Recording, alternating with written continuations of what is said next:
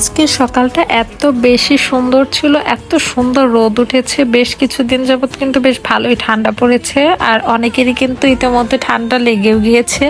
তা আমি কিন্তু বেশ কিছুদিন যাবত হচ্ছে, যেহেতু ঢাকা থেকে এসেছি, তা আসার পর কিন্তু দেখছি গ্রামে কিন্তু বেশ ভালো ঠান্ডা পড়েছে।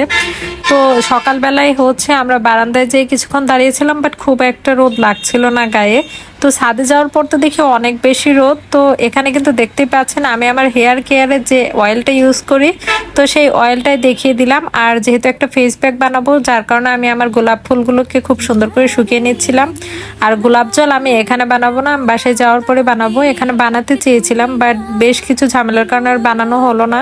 কারণ গোলাপ জল বানানোর বেশ কিছু স্টেপ আছে, প্রপার স্টেপ ফলো না করলে কিন্তু গোলাপ জলটা মোটেও ভালো হয় না, আর লং লাস্টিং ভাবে ইউজও করা যায় না, নষ্ট হয়ে যায়। তো যার কারণে আর কি এখানে আর বানাবো না। আর আমার হেয়ার অয়েলটা এত বেশি ভালো, আমি জানি না আমার চুল দেখে আপনারা বুঝতে পারছেন কিনা। চুলগুলো ছাড়া থাকলে হয়তো ভালোভাবে বুঝতে পারতেন। রোদের আলোতে এত সুন্দর কালার হয়েছে চুলগুলোর। আর তার পাশাপাশি চুলগুলো কিন্তু আগের থেকে অনেক বেশি পরিমাণ হেলদি হয়ে গিয়েছে। চুল হাত লাগালে বোঝা যায় আমি বানিয়েছি। আর এত সুন্দর রোদ ছিল, গাছগুলো এত সুন্দর লাগছিল দেখতে। শীতের সময় কিন্তু এই গাছ একদম ভর্তি ভর্তি গোলাপ ফুল থাকে। আর আমাদের এখানে যেহেতু অনেক টাইপের গোলাপ গাছ আছে, যার কারণে ফুলগুলো কিন্তু বিভিন্ন রঙের হয়। আর আমি হচ্ছে হোয়াইট রোজ যেটা আছে সেটা দিয়ে কিন্তু এই গোলাপ ফেস মাস্কটা বানাবো।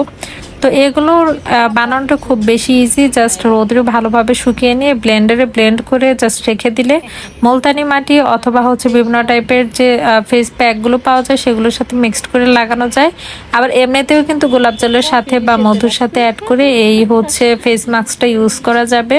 বেশি মন থাকে আসলে আমি এগুলো দেখছিলাম আর ওর সাথে টুকটাক হচ্ছে গল্প করছিলাম। তো বাসায়